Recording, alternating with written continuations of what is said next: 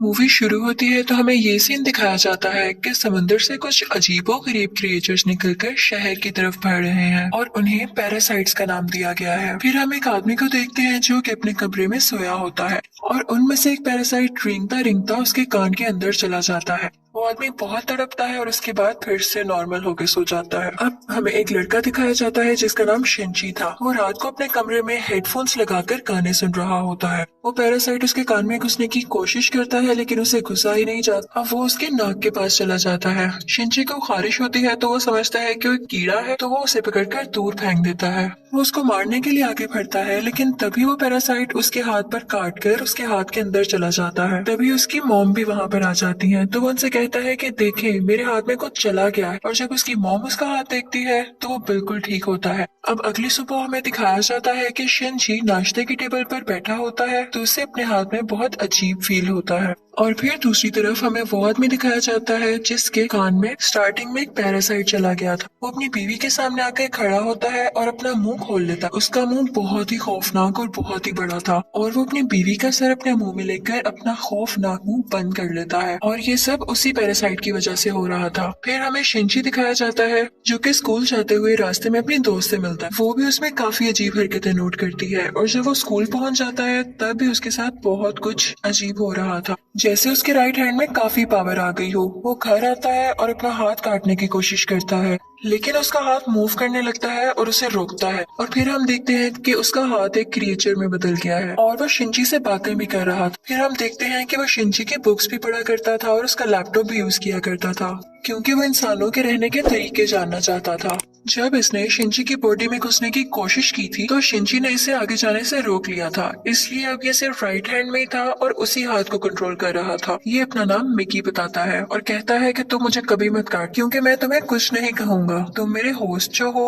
अब हम देखते हैं कि शिनची और मिकी में दोस्ती होने लगी थी लेकिन बाकी सब लोग जिनको पैरासाइट्स ने इन्फेक्ट किया था वो पूरे शहर में बहुत तबाही मचा रहे थे और इंसानों को मारकर खा रहे थे। दूसरी तरफ मिकी शिनची को खींचकर एक रेस्टोरेंट की तरफ ले जाता है। वहाँ पर भी बहुत सारे इन्फेक्टेड लोग यानी पैरासाइट्स इंसानों का गोश्त खा रहे थे। वो शिनची को देखते हैं तो उन्हें लगता है कि ये भी इन्फेक्टेड है और उससे भी वो गोश्त देते हैं, लेकिन जब उन्हें पता चलता है कि ये पूरी तरह से तो इन्फेक्ट नहीं हुआ बल्कि ये अभी भी इंसान है तो वो उसे ही मारने के लिए आगे बढ़ते हैं। लेकिन मिकी उनको आगे से मारता है और शिनची की जान बचा लेता है क्योंकि अगर शिनची मर जाता तो वो खुद भी मर जाता और ये उसने अपने फायदे के लिए किया था। अब न्यूज आती है कि शहर के लोग मारे जा रहे हैं और किसी को कुछ समझ नहीं आ रहा कि इन्हें मारने वाला है कौन क्योंकि पैरासाइट्स अपना ये काम बहुत होशियारी और छुप के कर रहे थे। शिनची मिकी से कहता है कि तुम अपने साथी पैरासाइट्स को क्यों नहीं कहते कि इंसानों को मत खाएं। तो मिकी उससे कहता है कि तुम भी तो सब्जियों और जानवरों के गोश्त को खाते हो, तो इसी तरह हम लोगों का खाना इंसान ही है, तो इसमें बुरी बात क्या है। अब मिकी को पता चल जाया करता था कि उनके आसपास कौन सा पैरासाइट है, तो जब शिनजी स्कूल जाता है तो वो उसे बताता है कि तुम्हारे पास एक और पैरासाइट, और वो कोई और नहीं बल्कि उसकी टीचर थी। वो टीचर जब शिनजी को देखती है तो उससे भी पता चल जाता है कि इन्फेक्टेड है, लेकिन वो कहती है कि तुम्हें मुझसे डरने की कोई जरूरत नहीं है क्योंकि मैं इंसानों को नुकसान नहीं पहुंचाना चाहती, बल्कि मैं उनके तरीके इसलिए पढ़ रही हूँ ताकि इंसानों जैसी क्वालिटीज हमेशा मुझ में रहें। वो उसे दो और पैरासाइट्स के पास लेकर जाती है, एक स्टूडेंट होता है और एक पुलिस ऑफिसर। वो बताती है कि ये पुलिस ऑफिसर मेरा हस्बैंड है और हमारा बेबी होने वाला है और वो बेबी बिल्कुल नॉर्मल इंसान होगा, तो हम भी इंसानों की तरह ही रहना चाहते हैं। हम किसी को नुकसान नहीं पहुँचाएंगे, किसी को सरेआम नहीं मारेंगे, लेकिन छुप के गोश्त खाना चाहते हैं। तो क्या तुम हमारा ग्रुप ज्वाइन करोगे? लेकिन मिगी इस बात को नहीं मानता। अब अगले दिन वही पुलिस ऑफिसर उन लोगों के पास आता है तो मिगी शिनची को बताता है कि ये हमें मारने आया है क्योंकि इसे पता चल चुका है कि उस दिन रेस्टोरेंट में हमने एक पैरासाइट को मारा था और इसी के साथ वो पुलिस ऑफिसर इन पर अटैक कर देता है। अब मिगी और शिनची भी बहुत लड़ते हैं और इसको फाइनली मार देते हैं।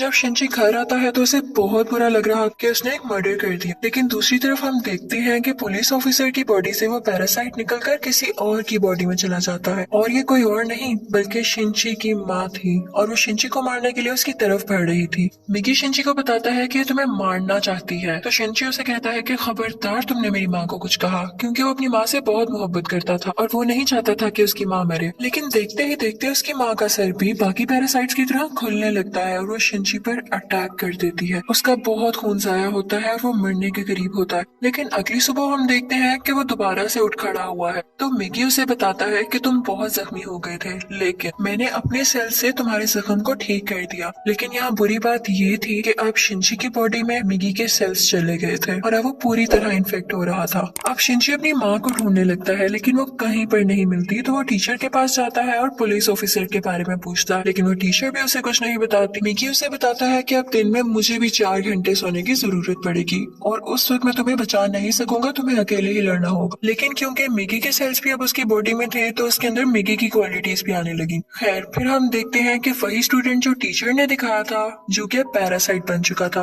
वो भी शिनची के स्कूल में ही एडमिशन ले लेता है। वो शिनची का दोस्त बनने का ड्रामा करता है, लेकिन आहिस्ता आहिस्ता सबको पता चल जाता है कि वो पैरासाइट है और फिर वो स्टूडेंट इन सब को मार देता है। इसके बाद वो शिनची की दोस्त को भी मारने भरता है, लेकिन शिनची अपनी दोस्त को उठाकर बिल्डिंग से जंप लगा देता है। अब वो टीचर वहाँ पर आती है और वो चाहती थी कि स्टूडेंट मर जाए, क्योंकि इसकी वजह से उसका राज भी खुल सकता था। वो वहाँ पर ब्लास्ट करती है, लेकिन उसे कुछ नहीं होता और फिर पुलिस वहाँ पर आ जाती है, लेकिन वो पुलिस को भी मार देता है। अब मिगी शिनची को बताता है कि वो बिल्डिंग की छत पर है और शिनची दूसरी बिल्डिंग की छत पर जाकर उसे एरो से मार देता है। और उसके बाद वो टीचर के पास जाता है और उस पुलिस ऑफिसर का एड्रेस पूछता है, जो कि पैरासाइट था, और टीचर अब उसे एड्रेस दे देती है।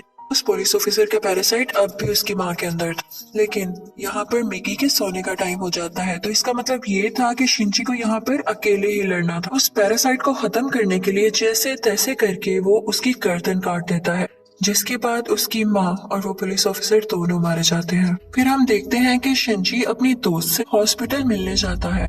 वो बातें कर रहा होता है कि मैं एक एक करके सब पैरासाइट्स को मार दूंगा, कि तभी हम देखते हैं कि कोई उनकी पिक्चर्स ले रहा है और वो कोई जासूस था। और यहाँ पर ही इस मूवी का पार्ट 1 खत्म हो जाता है और अब मैं आपको एक्सप्लेन करूंगी इस मूवी का पार्ट 2।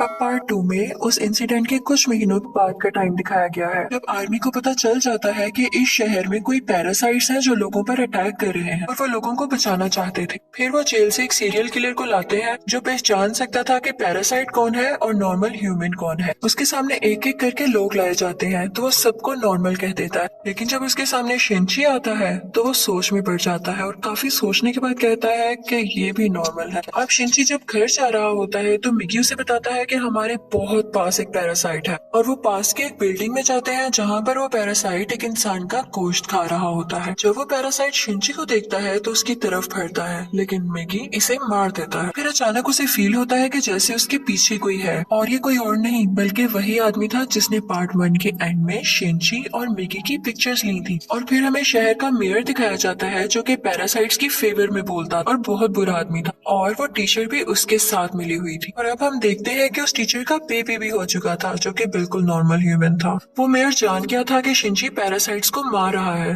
तो वो भी उसे मारना चाहता था, लेकिन टीचर उसे मना कर देती है। वो कहती है कि मिगी और शिनची आपस में जुड़े हुए हैं तो मैं देखना चाहती हूँ ये कैसे एक साथ रहते हैं, और अगर तुम शिनची को मारोगे तो हमारा पैरासाइट मिगी भी मर जाएगा। और इसीलिए उसी ने शिनची के पीछे वो जासूस भेजा था ताकि उस पर नजर रख सके। शिनची एक दिन चल रहा होता है कि उसे फिर से फील होता है कि उसके पीछे कोई है। वो जासूस उसकी सारी बात सुनता है और उसे कहता है कि तुम्हें अपने बारे में पुलिस को बता देना चाहिए। तो शिनची उससे कहता है कि नहीं, पुलिस में भी बहुत सारे पैरासाइट्स भरे पड़े हैं। उसे यहाँ पता चल जाता है कि इस जासूस को टीचर ने उसके पीछे लगाया है। तो वो टीचर के पास जाता है और कहता है ये तुम सब क्या कर रहे हो, ये करना बंद क्यों नहीं कर देते। तो टीचर उससे कहती है तो तुम हमारे साथी पैरासाइट्स को क्यों मार रहे हो, वो सिर्फ अभी इंसानों को खाना सीख रहे हैं और कुछ देर बाद वो उनको मारना भी बंद कर देंगे।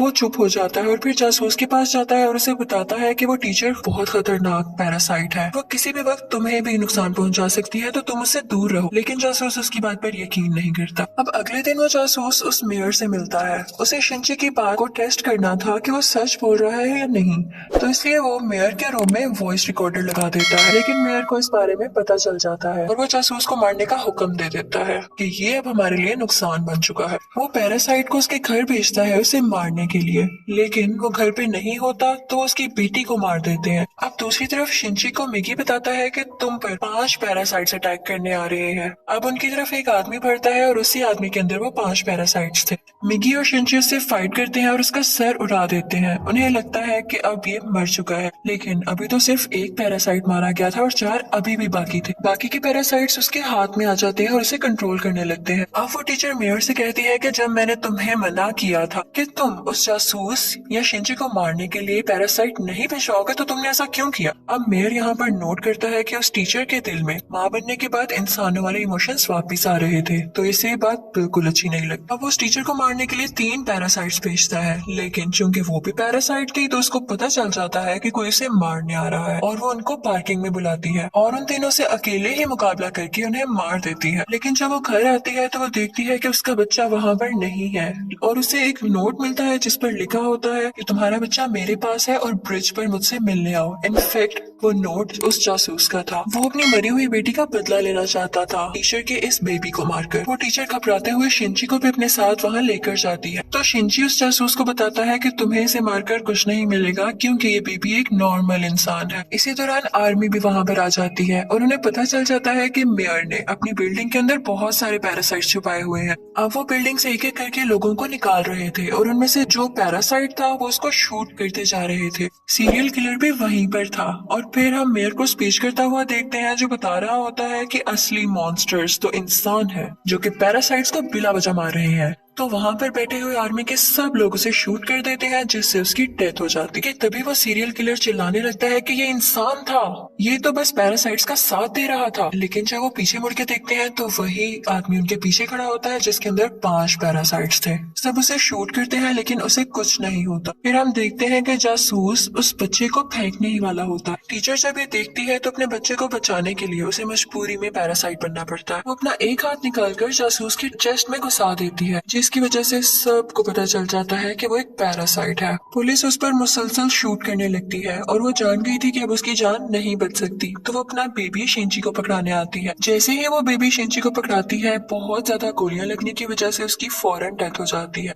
यहाँ पर शिंजी को अपनी माँ भी याद आने लगती है और उसमें इंसानों वाली फीलिंग्स दोबारा से आने लगती है। अब पुलिस शिंजी को अपने साथ इन्वेस्टिगेशन के लिए ले जाती, लेकिन साथ ही उन्हें खबर मिलती है कि उस पैरासाइट ने जिसके अंदर 5 पैरासाइट थे आर्मी को मार दिया है। तो शिंजी फौरन से कार लेकर वहाँ पे जाता है और वही पैरासाइट उसकी कार को रोककर उसका एक्सीडेंट कर देता है। अब वो जंगल में चला जाता है और मिगी से कहता है कि जब तक तुम मेरे साथ हो उसको पता चल जाएगा कि हम कहाँ हैं, तो तुम मुझसे अलहदा हो जाओ प्लीज। इसी के साथ वो पैरासाइट फौरन वहाँ आ जाता है और उन पर अटैक करने लगता है। अब क्योंकि शिंजी और मिगी की काफी दोस्ती हो चुकी थी तो मिगी अपनी कुर्बानी दे देता है, यानी अपनी जान सेक्रीफाइस कर देता है, उसकी बॉडी से अलग हो जाता है और शिंजी को वहाँ से भाग जाने का कहता है और मिगी को वो पैरासाइट मार देता है, जिस पर शिंजी काफी उदास हो जाता है और फिर अपनी दोस्त के घर की तरफ जाता है। वो उसका बहुत ख्याल रखती है। वो लेटा होता है कि एकदम देखता है कि उसके बाजू में से मिगी का एक और हिस्सा ग्रो कर रहा है और ऐसा इसलिए हुआ क्योंकि जब मिगी ने